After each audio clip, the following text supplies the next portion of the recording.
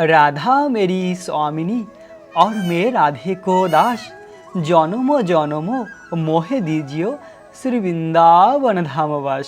রাধে রাধে। আজ হলো পবিত্র মোহিনী একাদশী।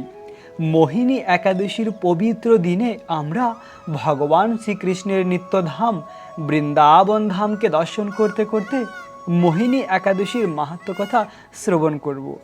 অপার মহিমা রয়েছে মোহিনী একাদশীর। এই মোহিনী একাদশীর ব্রতের মতন পবিত্র এই ত্রিভুবনে আর কোনো ব্রত নেই। অতি মহিমান্বিত এই মোহিনী একাদশীর ব্রত। প্রিয় ভক্ত, আমরা আজ এই পবিত্র একাদশীর দিন একাদশীর মাহাত্ম্য কথা শ্রবণ করব শ্যাম সুন্দর কৃষ্ণের দিব্য ধামকে দর্শন করতে করতে। কুর্ম পুরাণে বৈশাখ শুক্লপক্ষের মোহিনী একাদশীর ব্রত মাহাত্ম্য কথা বর্ণনা করা হয়েছে।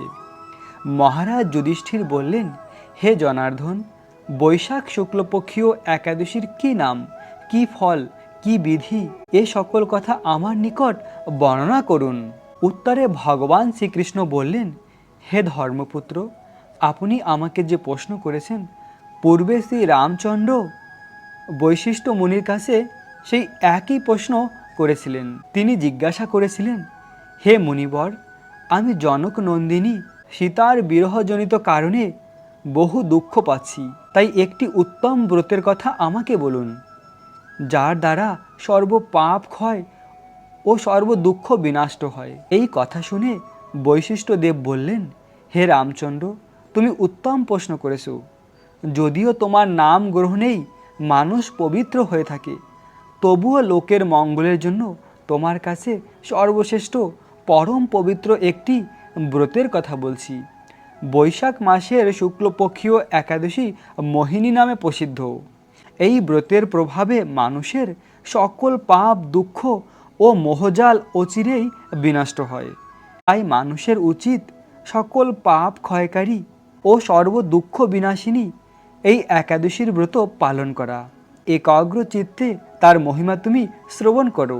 এই কথা শ্রবণ মাত্রই সমস্ত পাপ বিনষ্ট হয়। পবিত্র সরস্বতী নদীর তীরে ভদ্রাবতী নামে এক সুশোভনা নগরী ছিল। চন্দ্র বংশজাত ধৃতমান নামে এক রাজা সেখানে রাজত্ব করতেন। সেই নগরীতে ধনপাল নামে এক বৈশ্য বাস করতেন। তিনি ছিলেন পুণ্যকর্মা ও সমৃদ্ধিশালী ব্যক্তি। তিনি নলকূপ, জলাশয়, উদ্যান, মাঠ ও গৃহ ইত্যাদি নির্মাণ করে দিতেন। তিনি ছিলেন বিষ্ণু ভক্তি পরায়ণ ও শান্ত প্রকৃতির মানুষ। সুমানা, দ্রুতিমান, মেধাবী, সুকৃতি ও দৃষ্টবুদ্ধি এই পাঁচজন তার পুত্র ছিল। পাঁচ পুত্রের মধ্যে ধৃষ্টবুদ্ধি ছিল অতি দুরাচারী। সে সর্বদা পাপ কার্যে লিপ্ত থাকত। পরস্ত্রী সঙ্গী, বেশ্য আসক্ত, লম্পট ও দূতক্রিয়া পাপে সে অত্যন্ত আসক্ত ছিল। দেবতা, ব্রাহ্মণ ও পিতামাতার সেবায় তার একেবারেই মতি ছিল না। সে অন্যায় কাজে রত, দুষ্টভাব ও পিতৃধন ক্ষয়কারী ছিল। সবসময় সে অভক্ষণকে ভক্ষণ করত, সুরাপানে মত্ত থাকত। তার পিতা ধনপাল একদিন পথ চলে যাচ্ছিলেন। হঠাৎ তিনি দেখতে পেলেন ধৃষ্টবুদ্ধি এক বেশ্যার গলায় হাত রেখে নিঃসংকোচে ঘুরে বেড়াচ্ছে। তার নির্লজ্জ পুত্রের এভাবে চৌরাস্তায় ভ্রমণ করতে দেখে তিনি অত্যন্ত মর্মাহত হলেন। এই কুসংস্কার দর্শন করে ক্রোধান্বিত হয়ে তিনি তাকে গৃহ থেকে বার করে দিলেন। তার আত্মীয় স্বজনও তাকে পরিত্যাগ করল। সে তখন নিজের অলংকার আদি বিক্রি করে জীবন অতিবাহিত করত। কিছুদিন এভাবে চলার পর অর্থ অভাব দেখা দিল। ধনহীন দেখে সেই বেশ্যাগণ তাকে পরিত্যাগ করল। অন্ন বস্ত্রহীন ধৃষ্টবুদ্ধি ক্ষুধা তৃষায় অত্যন্ত কাতর হয়ে পড়ল। অবশেষে নিজের গ্রামে সে চুরি করতে শুরু করলো। একদিন রাজ প্রহরীরা তাকে ধরে বন্দি করলো, কিন্তু পিতার সম্মানার্থে তাকে মুক্ত করে দিল। এভাবে কয়েকবার সে ধরা পড়ল ও ছাড়া পেল, কিন্তু তবুও সে চুরি করা বন্ধ করলো না। তখন রাজা তাকে কারাগারে বন্ধ করে রাখলেন। বিচারে সে কষাঘাত দণ্ডভোগ করলো। কারাভোগের পর অন্য অন্য উপায় ধৃষ্টবুদ্ধি বনে প্রবেশ করলো। সেখানে সে পশু পাখি বধ করে তাদের মাংস ভক্ষণ করে অতি দুঃখে পাপময় জীবনযাপন করতে লাগলো। দুষ্কর্মের ফলে কেউ কখনো সুখী হতে পারে না, তাই ধৃষ্টবুদ্ধিও দিবারাত্রি দুঃখ সুখে জর্জরিত হলো। এভাবে অনেক দিন অতিবাহিত হলো। কোনো পুণ্যের ফলে সহসা একদিন সে কৌন্ডিল্য ঋষির আশ্রমে উপস্থিত হলো। বৈশাখ মাসে ঋষিবর গঙ্গা স্নান করে আশ্রমের দিকে প্রত্যাবর্তন করছিলেন। শোকাকুল ধৃষ্টবুদ্ধি তার সামনে উপস্থিত হলো। ঘটনাক্রমে ঋষির বস্ত্র থেকে এক বিন্দু জল তার গায়ে পড়ল। সেই জল স্পর্শে তার সমস্ত পাপ দূর হলো। হঠাৎ তার শুভবুদ্ধির উদয় হলো, আর ঋষির সামনে সে কৃতাঞ্জলি পুটে প্রার্থনা করতে লাগলো, হে ঋষিশ্রেষ্ঠ, যে পুণ্যের প্রভাবে আমি এই ভীষণ দুঃখ যন্ত্রণা থেকে মুক্তি লাভ করতে পারি তা কৃপা করে আমাকে বলুন। আর ঋষিবর বললেন, বৈশাখ মাসের শুক্লপক্ষের মোহিনী নামে যে প্রসিদ্ধ একাদশী আছে, তুমি সেই ব্রত পালন করো। এই ব্রতের ফলে মানুষের বহু জন্মজর্জিত পর্বত পরিমাণ পাপ রাশিরও ক্ষয় হয়ে থাকে। মহামণি বৈশিষ্ট্য বললেন, কৌন্ডিল্য ঋষির উপদেশ শ্রবণ করে প্রসন্ন চিত্তে ধৃষ্টবুদ্ধি সেই ব্রত পালন করল। হে মহারাজ রামচন্দ্র, এই ব্রত পালনে সে নিষ্পাপ হলো। দিব্য দেহ লাভ করে অবশেষে সে গরুরে আরোহণ করে সকল প্রকার উপদ্রবহীন বৈকুণ্ঠ ধামে গমন করল। হে রাজন, ত্রিলোকে মোহিনী ব্রতের থেকে আর শ্রেষ্ঠ কোনো ব্রত নেই। যজ্ঞ, তীর্থদান ইত্যাদি কোনো পুণ্য কর্মই এই ব্রতের সমান নয়। এই ব্রতর কথা শ্রবণ ও কীর্তনে সহস্র গোদানের ফল লাভ হয়। এরকম অপার মহিমা রয়েছে মোহিনী একাদশীর ব্রতের। মোহিনী একাদশীর ব্রত পালন করে এভাবে ধৃষ্টবুদ্ধি তার সমস্ত পাপ থেকে তিনি মুক্ত হয়েছিলেন এবং দিব্য শরীর প্রাপ্ত হয়ে ভগবানের নিত্যধাম বৈকুণ্ঠ ধাম প্রাপ্ত হয়েছিলেন। এরকম অপার মহিমা রয়েছে। এই ব্রত আমরাও যদি ভক্তি সহকারে পালন করি তাহলে আমরাও আমাদের জীবনের পরম সিদ্ধি লাভ করতে পারি। এরকম মহিমা এই একাদশীর। তাই সকলেরই উচিত এই মোহিনী একাদশীর ব্রত পালন করা। সকলে এই মোহিনী একাদশীর ব্রত পালন করুন। প্রিয় ভক্ত, প্রতিটি একাদশীর দিন আমরা বৃন্দাবন ধামের মধুর লীলাকথা শ্রবণ করি। তেমনি আজও আমরা এই মোহিনী একাদশীর দিন বৃন্দাবন ধামের লীলাকথা শ্রবণ করব। এখন আমরা বৃন্দাবন ধামের মধুর লীলাকথা শ্রবণ করব। তো ভগবান শ্রীকৃষ্ণ যখন গোকুল বৃন্দাবনে তার বাল্যলীলা করেছেন, তখন কংস ভগবানকে মারার জন্য অনেক অসুরদের পাঠিয়েছে। যেমন সর্বপ্রথমে পুতনা রাক্ষসীকে পাঠিয়েছে, এরকম করে অনেক অসুরকে পাঠিয়েছে। তো এভাবে কংস এক একজন অসুরকে পাঠায় আর ভগবান তাদেরকে বধ করে দেয়। তো কংসের একটি অসুর ছিল, ওই অসুরের নাম হলো তৃণাবতসুর। তো ওই তৃণাবতসুরকে বৃন্দাবনে পাঠিয়েছিল কংস।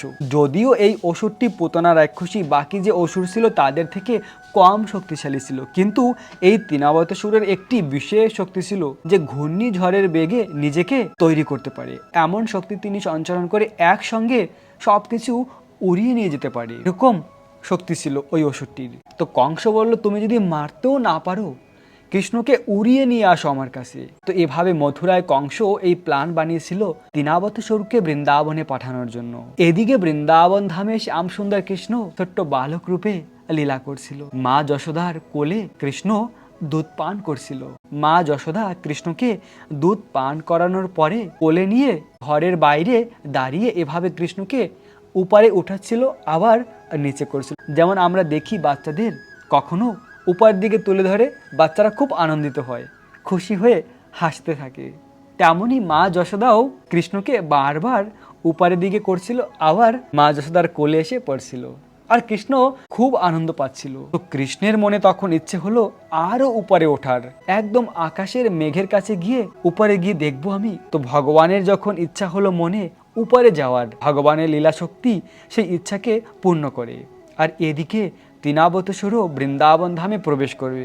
তো বৃন্দাবন ধামে ভগবানের ইচ্ছা বিনা কেউ প্রবেশ করতে পারে না। তো ভগবান পারমিশন দিয়েছে তার লীলা শক্তিকে। লীলা শক্তি যে রয়েছে ভগবানের, ওই লীলা শক্তি এই তৃণাবতসুরকে বৃন্দাবনে প্রবেশ করার অনুমতি দিয়েছে, না হলে বৃন্দাবনে কেউ প্রবেশ করতে পারে না। এদিকে গোকুল বৃন্দাবনে কৃষ্ণ মা যশোদার কোলে ছিল। তো কৃষ্ণ চাইল না মা যশোদার কোল থেকে এই অসুর আমাকে তুলে নিয়ে যাক, কেননা কোনো মা সেটা সহ্য করতে পারে না।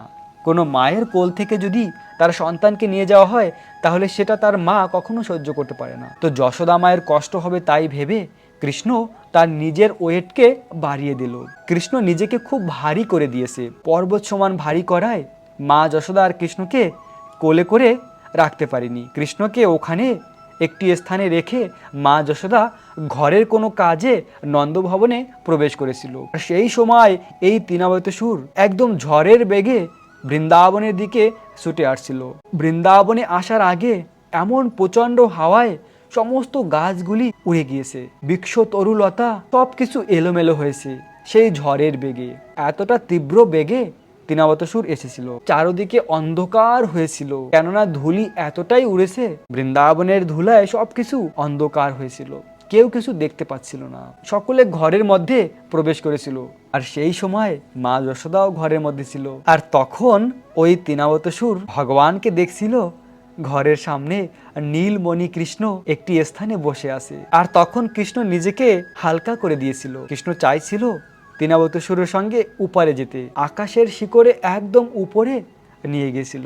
আর সেই সময় মা যশোদা তার কানাকে খুঁজে বেড়াচ্ছে যে আমার লালাকে এই স্থানে রেখে গিয়েছিলাম, কোথায় আমার লালা, কোথায় আমার কৃষ্ণ। আর যে স্থানের উপরে কৃষ্ণকে রেখে গিয়েছিল ওই স্থানকেও মা যশোদা দেখতে পাচ্ছেন, কেননা ওটাও সেই ঝড়ের বেগে অনেক দূরে চলে গিয়েছে। তো মা যশোদা তখন বুঝতে পেরেছে যে এই তীব্র ঝড়ের বেগে আমার কৃষ্ণকে উড়িয়ে নিয়ে গিয়েছে কোথাও। মা যশোদা চিৎকার করছিল কৃষ্ণ বিরহে, কৃষ্ণকে না দেখে। বাকি গোপিকারাও ছুটে আসছিল, আর কেউ তখন কৃষ্ণকে খুঁজে পাচ্ছে না। তখন মা যশোদা কৃষ্ণ বিরহে কৃষ্ণের জন্য কন্দন করতে করতে ওই স্থানে অজ্ঞান হয়ে পড়ে গিয়েছিল। মা যশোদা আর রোহিণী মাতা দুজনই একসঙ্গে মূর্ছিত হয়েছিল কৃষ্ণ বিরহে। আর ওই সময় ওই তৃণাবতসুর কৃষ্ণকে বৃন্দাবন থেকে মথুরায় নিয়ে যেতে চেয়েছিল। আর কৃষ্ণ তো মথুরায় যাবে না, কৃষ্ণের ইচ্ছার মাধ্যমেই এই অসুরটি কৃষ্ণকে উঠাতে পেরেছিল আকাশে। কৃষ্ণের ইচ্ছা ছিল আকাশে ওড়ার, আর কৃষ্ণের ইচ্ছা ছিল না মথুরা যাওয়ার। তো কৃষ্ণ নিজেকে ভারী করে দিয়েছে, পর্বতের শিখার সমান নিজেকে ভারী করেছে। আর এই অসুরটি তখন ভগবানকে উড়িয়ে নিয়ে যেতে পারছিল না। আর তখন ভগবান এই অসুরটিকে জোরে ধরেছিল। তখন এই অসুরটি তার নিজস্ব রূপে এসেছিল, যে তার আসল রূপ, আসরিক রূপ, সেই রূপে এসেছিল। আর ভগবান তখন চিন্তা করলো এত বৃহৎ এই অসুরটি যদি বৃন্দাবনের উপরে পড়ে তাহলে ব্রজবাসীদের অনেক ক্ষতি হবে। তো কৃষ্ণ তখন নন্দ মহারাজের গোশালার পাশে একটি বৃহৎ পাথর ছিল, ওই পাথরের উপরে তার শক্তির মাধ্যমে অসুরটিকে নিয়ে পড়েছিল। আর অসুরটি ওই স্থানেই প্রাণ ত্যাগ করেছিল। সেই সময় বৃন্দাবন একদম শান্ত হয়েছিল, এই ঝড় তুফান বন্ধ হয়েছিল। ব্রজবাসী গোপিকারা চারদিকে দেখতে পেয়েছিল, আকাশ পরিষ্কার হয়েছিল। আর কৃষ্ণ তখন গোশালার কাছে বৃহৎ একটি পাথরের উপরে অসুরটিকে নিয়ে পড়েছিল। মা যশোদা, রোহিণী দেবী তো অচেতন হয়ে পড়ে আছে। কয়েকজন গোপেরা কৃষ্ণকে দেখেছিল, ওই যে কৃষ্ণ, তারা দৌড়ে এসে ওই অসুরের উপর থেকে কৃষ্ণকে তুলে ঘরে নিয়ে এসেছিল। তারা যখন কৃষ্ণকে ফিরিয়ে নিয়ে আসছিল তখন তারা দেখতে পেয়েছিল আরে এ তো অনেক ভয়ঙ্কর অসুর।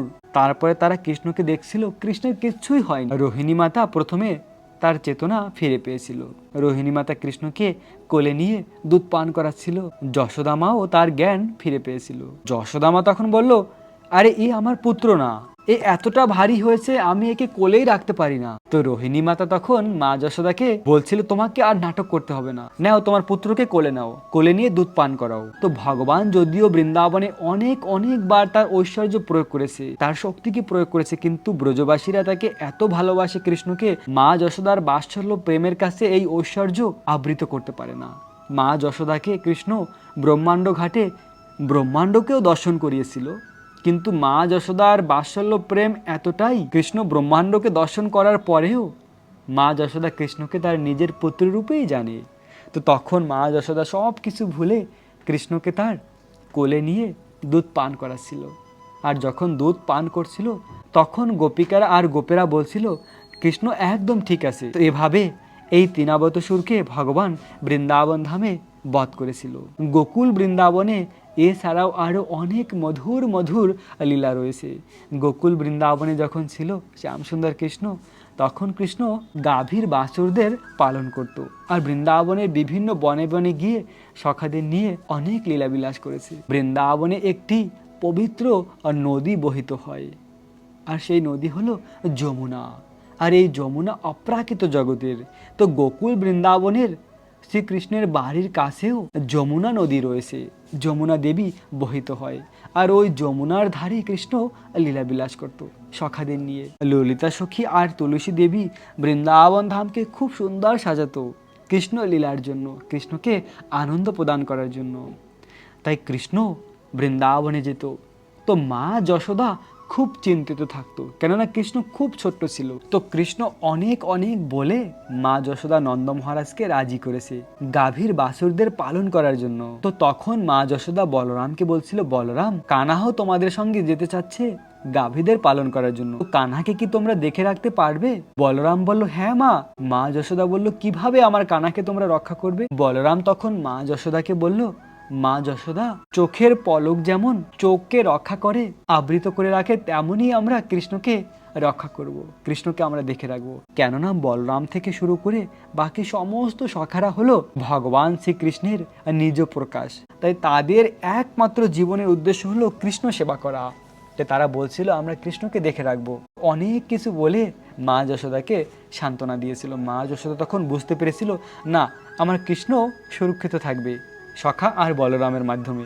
তখন কৃষ্ণ বৃন্দাবনের অরণ্যে গিয়েছিল লীলা করার জন্য। অনেক লীলা করেছে কৃষ্ণ, মধুর মধুর লীলা গাভীদের পালন করেছে। গাভী হলো ভগবান শ্রীকৃষ্ণের খুব প্রিয়, তাই কৃষ্ণকে বলা হয় গোপাল, গাভীদের পালনকারী গোপাল। তাই আমাদের গোমাতাদের খুব সেবা করা উচিত। যাদের ঘরে গাভী রয়েছে তারা গাভীদের অনেক সেবা করুন। গাভীর সেবার মাধ্যমে দুঃখ কষ্ট দূর হয়, সৌভাগ্যের উদয় হয়।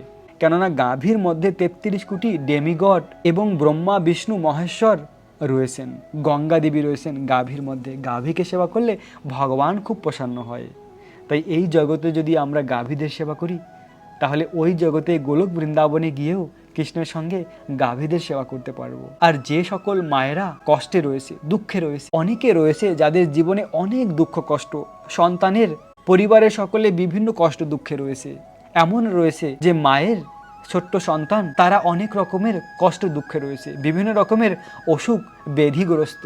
তো সেই সকল মায়েদের বলবো, যাদের সন্তানদের বিভিন্ন রকমের কষ্ট দুঃখ, তারা এই কষ্ট দুঃখ থেকে মুক্তি হতে পারেন। আমিষ আহার বর্জন করুন, কৃষ্ণ প্রসাদ গ্রহণ করুন, আপনার ছোট্ট সন্তানকে কৃষ্ণের প্রসাদ তুলে দিন, কৃষ্ণকে ভোগ নিবেদন করে সেই প্রসাদ সন্তানকে খাওয়ান। এভাবে কৃষ্ণ ভক্তি করলে দুঃখ কষ্ট দূরে চলে যাবে। আপনার সন্তান দেখবেন ভগবানের প্রসাদ পেয়ে খুব সুন্দর সুস্বাস্থ্য সম্পন্ন হবে, কষ্ট দুঃখ চলে যাবে। তো এভাবে ভক্তির জীবন পালন করে দুঃখ কষ্ট থেকে মুক্ত হতে পারে, কিন্তু আমরা বুঝতে পারি না, কষ্ট পেতেই থাকি আর সেই পাপ করতে থাকি, মাছ মাংস আহার করি। এভাবে কি হয় না, মহাপাপ হয় আমাদের, আর এই মহাপাপের মাধ্যমে আমাদের কষ্ট দুঃখ পেতে হয়। তাই যদি আমরা কষ্ট দুঃখ থেকে মুক্ত হতে চাই, সন্তানের সুস্বাস্থ্য চাই, তাহলে কৃষ্ণ ভক্তি করুন। প্রিয় ভক্ত, এই মোহিনী একাদশীর অপার মহিমা রয়েছে। একাদশীর দিন এভাবে আমরা বৃন্দাবন ধামের মধুর লীলা কথা শ্রবণ করেছি। একাদশীর পরের দিন সকালে পারণ করা খুব গুরুত্বপূর্ণ। এখন আমরা সেই পারণের সময়সীমা জেনে নেব। পশ্চিমবঙ্গের পারণের সময় সকাল 5টা 6 থেকে 9টা 23-এর মধ্যে, দিল্লির পারণের সময় সকাল 5টা 43 থেকে 10টা 6-এর মধ্যে, বৃন্দাবনের পারণের সময় সকাল 5টা 42 থেকে 10টা 5-এর মধ্যে, উত্তরপ্রদেশের পারণের সময় সকাল 5টা 30 থেকে 9টা 53-এর মধ্যে, মুম্বাই মহারাষ্ট্রের পারণের সময় সকাল 6টা 12 থেকে 10টা 28-এর মধ্যে, পুনে মহারাষ্ট্রের পারণের সময় সকাল 6টা 9 থেকে 10টা 24-এর মধ্যে, নাগপুর মহারাষ্ট্রের পারণের সময় সকাল 5টা 45 থেকে 10টা 2-এর মধ্যে, চেন্নাই তামিলনাড়ুর পারণের সময় সকাল 5টা 49 থেকে 10টার মধ্যে, ভুবনেশ্বর উড়িষ্যার পারণের সময় সকাল 5টা 19 থেকে 9টা 35-এর মধ্যে, ঝাড়খণ্ডের পারণের সময় সকাল 5টা 16 থেকে 9টা 35-এর মধ্যে, বিহারের পারণের সময় সকাল 5টা 12 থেকে 9টা 34-এর মধ্যে, শিলং মেঘালয়ের পারণের সময় সকাল 4টা 48 থেকে 9টা 9-এর মধ্যে, গুয়াহাটি আসামের পারণের সময় সকাল 4টা 48 থেকে 9টা 9-এর মধ্যে, আগরতলা ত্রিপুরার পালনের সময় সকাল 4টা 53 থেকে 9টা 12-এর মধ্যে, আর মিজোরামের পালনের সময় সকাল 4টা 47 থেকে 9টা 6-এর মধ্যে, মণিপুরের পালনের সময় সকাল 4টা 40 থেকে 9টা 1-এর মধ্যে, নাগাল্যান্ডের পালনের সময় সকাল 4টা 37 থেকে 8টা 58-এর মধ্যে, অরুণাচল প্রদেশের পালনের সময় সকাল 4টা 40 থেকে 9টা 3-এর মধ্যে, সিকিমের পালনের সময় সকাল 4টা 59 থেকে 9টা 22-এর মধ্যে, উত্তরাখণ্ডের পালনের সময় সকাল 5টা 32 থেকে 9টা 58-এর মধ্যে, হিমাচল প্রদেশের পালনের সময় সকাল 5টা 38 থেকে 10টা 5-এর মধ্যে, পাঞ্জাবের পালনের সময় সকাল 5টা 47 থেকে 10টা 13-এর মধ্যে, হরিয়ানার পালনের সময় সকাল 5টা 45 থেকে 10টা 10-এর মধ্যে, মধ্যে। আর রাজস্থানের পাওয়ানোর সময় সকাল 6টা থেকে 10টা 21-এর মধ্যে। গুজরাটের পাওয়ানোর সময় সকাল 6টা 12 থেকে 10টা 31-এর মধ্যে। মধ্যপ্রদেশের পাওয়ানোর সময় সকাল 5টা 44 থেকে 10টা 4-এর মধ্যে। হায়দ্রাবাদ তেলেঙ্গানার পাওয়ানোর সময় সকাল 5টা 52 থেকে 10টা 6-এর মধ্যে। বিশাখাপত্তনম অন্ধ্রপ্রদেশের পাওয়ানোর সময় সকাল 5টা 32 থেকে 9টা 47-এর মধ্যে। গোয়ার পাওয়ানোর সময় সকাল 6টা 11 থেকে 10টা 24-এর মধ্যে। ব্যাঙ্গালোর কর্ণাটকের পাওয়ানোর সময় সকাল 6টা থেকে 10টা 11-এর মধ্যে। কেরালার পাওয়ানোর সময় সকাল 6টা 7 থেকে 10টা 16-এর মধ্যে। জম্মু কাশ্মীরের পাওয়ানোর সময় সকাল 5টা 43 থেকে 10টা 11-এর মধ্যে। আন্দামান নিকোবরের পাওয়ানোর সময় সকাল 5টা থেকে 9টা 11-এর মধ্যে। বাংলাদেশের পাওয়ানোর সময় সকাল 5টা 33 থেকে 9টা 41-এর মধ্যে। নেপালের পাওয়ানোর সময় সকাল 5টা 27 থেকে 9টা 49-এর মধ্যে। ভুটানের পাওয়ানোর সময় সকাল 5টা 25 থেকে 9টা 47-এর মধ্যে। শ্রীলঙ্কার পাওয়ানোর সময় সকাল 5টা 57 থেকে 10টা 4-এর মধ্যে। মালদ্বীপের পাওয়ানোর সময় সকাল 5টা 55 থেকে 10টার মধ্যে। পাকিস্তানের পাওয়ানোর সময় সকাল 5টা 22 থেকে 9টা 1:50-এর মধ্যে। মালয়েশিয়ার পাওয়ানোর সময় সকাল 7টা 4 থেকে 11টা 8-এর মধ্যে। সিঙ্গাপুরের পাওয়ানোর সময় সকাল 6টা 57 থেকে 11টার মধ্যে। ইন্দোনেশিয়ার পাওয়ানোর সময় সকাল 5টা 53 থেকে 9টা 1:50-এর মধ্যে। থাইল্যান্ডের পাওয়ানোর সময় সকাল 5টা 57 থেকে 10টা 9-এর মধ্যে। কলম্বিয়ার পাওয়ানোর সময় সকাল 5টা 42 থেকে 9টা 52-এর মধ্যে। ভিয়েতনামের পাওয়ানোর সময় সকাল 5টা 28 থেকে 9টা 45-এর মধ্যে। ফিলিপাইনের পাওয়ানোর সময় সকাল 5টা 35 থেকে 9টা 47-এর মধ্যে। তাইওয়ানের পাওয়ানোর সময় সকাল 5টা 20 থেকে 9টা 41-এর মধ্যে।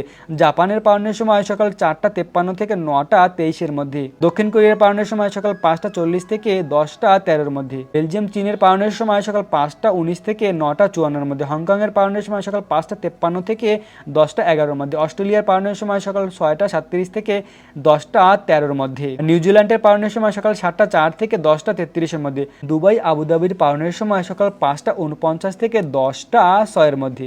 সৌদি আরবের পাওয়ানোর সময় সকাল 5টা 20 থেকে 9টা 40-এর মধ্যে। বাহরাইনের পাওয়ানোর সময় সকাল 5টা 2 থেকে 9টা 24-এর মধ্যে। কুয়েতের পাওয়ানোর সময় সকাল 5টা 9 থেকে 9টা 33-এর মধ্যে। কাতারের পাওয়ানোর সময় সকাল 5টা থেকে 9টা 21-এর মধ্যে। ওমানের পাওয়ানোর সময় সকাল 5টা 34 থেকে 9টা 54-এর মধ্যে। রাশিয়ার পাওয়ানোর সময় সকাল 4টা 53 থেকে 9টা 56-এর মধ্যে। ফিনল্যান্ডের পাওয়ানোর সময় সকাল 5টা 25 থেকে 10টা 41-এর মধ্যে। সুইডেনের পাওয়ানোর সময় সকাল 4টা 57 থেকে 10টা 9-এর মধ্যে। নরওয়ের পাওয়ানোর সময় সকাল 5টা 23 থেকে 10টা 38-এর মধ্যে। ডেনমার্কের পাওয়ানোর সময় সকাল 5টা 34 থেকে 10টা 36-এর মধ্যে। ইউক্রেনের পাওয়ানোর সময় সকাল 5টা 38 থেকে 10টা 30-এর মধ্যে। গ্রিসের পাওয়ানোর সময় সকাল 6টা 32 থেকে 11টা 6-এর মধ্যে। রোমানিয়ার পাওয়ানোর সময় সকাল 6টা 10 থেকে 10টা 52-এর মধ্যে। পোল্যান্ডের পাওয়ানোর সময় সকাল 5টা 11 থেকে 10টা 6-এর মধ্যে। হাঙ্গারিয়ার পাওয়ানোর সময় সকাল 5টা 32 থেকে 10টা 28-এর মধ্যে। ক্রোয়েশিয়ার পাওয়ানোর সময় সকাল 5টা 38 থেকে 10টা 25-এর মধ্যে। ইটালির পাওয়ানোর সময় সকাল 6টা 10 থেকে 10টা 48-এর মধ্যে। মাল্টার পাওয়ানোর সময় সকাল 6টা 13 থেকে 10টা 44-এর মধ্যে। জার্মানির পাওয়ানোর সময় সকাল 5টা 41 থেকে 10টা 37-এর মধ্যে। সুইজারল্যান্ডের পাওয়ানোর সময় সকাল 6টা 19 থেকে 11টা 5-এর মধ্যে। ফ্রান্সের পাওয়ানোর সময় সকাল 6টা 35 থেকে 11টা 24-এর মধ্যে। নেদারল্যান্ডের পাওয়ানোর সময় সকাল 6টা 15 থেকে 11টা 10-এর মধ্যে। বেলজিয়ামের পাওয়ানোর সময় সকাল 6টা 22 থেকে 11টা 14-এর মধ্যে। স্পেনের পাওয়ানোর সময় সকাল 7টা 18 থেকে 11টা 54-এর মধ্যে। পর্তুগালের পাওয়ানোর সময় সকাল 6টা 42 থেকে 11টা 17-এর মধ্যে। আর লন্ডনের পাওয়ানোর সময় সকাল 5টা 38 থেকে 10টা 31-এর মধ্যে। আয়ারল্যান্ডের পাওয়ানোর সময় সকাল 5টা 57 থেকে 10টা 54-এর মধ্যে। মালি পশ্চিম আফ্রিকার পাওয়ানোর সময় সকাল 6টা 12 থেকে 10টা 23-এর মধ্যে। নাইজেরিয়ার পাওয়ানোর সময় সকাল 6টা 14 থেকে 10টা 23-এর মধ্যে। মিশরের পাওয়ানোর সময় সকাল 5টা 15 থেকে 9টা 40-এর মধ্যে। লিবিয়ার পাওয়ানোর সময় সকাল 6টা 23 থেকে 10টা 1:50-এর মধ্যে। ইথিওপিয়ার পাওয়ানোর সময় সকাল 6টা 9 থেকে 10টা 18-এর মধ্যে। উগান্ডার পাওয়ানোর সময় সকাল 6টা 43 থেকে 10টা 45-এর মধ্যে। সাউথ আফ্রিকার পাওয়ানোর সময় সকাল 6টা 22 থেকে 10টা 3-এর মধ্যে। মরিশাসের পাওয়ানোর সময় সকাল 6টা 25 থেকে 10টা 13-এর মধ্যে। আর নিউ ইয়র্ক যুক্তরাষ্ট্রের পাওয়ানোর সময় সকাল 5টা 58 থেকে 9টা 24-এর মধ্যে। নিউ জার্সি যুক্তরাষ্ট্রের পাওয়ানোর সময় সকাল 6টা 1 থেকে 9টা 24-এর মধ্যে। ওয়াশিংটন ডিসির পাওয়ানোর সময় সকাল 6টা 13 থেকে 9টা 24-এর মধ্যে। নর্থ ক্যারোলিনার পালনের সময় সকাল 6টা 31 থেকে 9টা 24-এর মধ্যে। জর্জিয়া যুক্তরাষ্ট্রের পালনের সময় সকাল 6টা 49 থেকে 9টা 24-এর মধ্যে। ফ্লোরিডার পালনের সময় সকাল 6টা 51 থেকে 9টা 24-এর মধ্যে। ওহাইও যুক্তরাষ্ট্রের পালনের সময় সকাল 6টা 35 থেকে 9টা 24-এর মধ্যে। টেনিস যুক্তরাষ্ট্রের পালনের সময় সকাল 5টা 56 থেকে 8টা 24-এর মধ্যে। শিকাগো যুক্তরাষ্ট্রের পালনের সময় সকাল 5টা 50 থেকে 8টা 24-এর মধ্যে। ক্যালিফোর্নিয়ার পালনের সময় সকাল 6টা 7 থেকে 6টা 24-এর মধ্যে। সান ফ্রান্সিসকোর পালনের সময় সকাল 6টা 17 থেকে 6টা 24-এর মধ্যে। ওয়াশিংটনের পালনের সময় সকাল 5টা 49 থেকে 6টা 24-এর মধ্যে। মন্ট্রিয়াল কানাডার পালনের সময় সকাল 5টা 46 থেকে 9টা 24-এর মধ্যে। অন্টারিও কানাডার পালনের সময় সকাল 6টা 21 থেকে 9টা 24-এর মধ্যে। আটোয়া কানাডার পালনের সময় সকাল 5টা 55 থেকে 9টা 24-এর মধ্যে। ম্যানিটোবা কানাডার পালনের সময় সকাল 5টা 54 থেকে 8টা 24-এর মধ্যে। এই ছিল পৃথিবীর অনেক স্থানের পালনের সময়সীমা। প্রিয় ভক্ত, এই সময় পালন করে একাদশীর ব্রতকে সম্পূর্ণ করুন। প্রিয় ভক্ত, আপনারা সকলে একাদশীর ভিডিওকে দেখার পরে অন্যদেরকে শেয়ার করুন, বেশি বেশি করে এই ভিডিওকে শেয়ার করুন। আপনাদের সকলকে এই মোহিনী একাদশীর অনেক অনেক শুভেচ্ছা, অভিনন্দন। রাখবেন নিজেদের অনেক অনেক যত্ন, থাকবেন কৃষ্ণ ভাবনাময়। রাধে রাধে।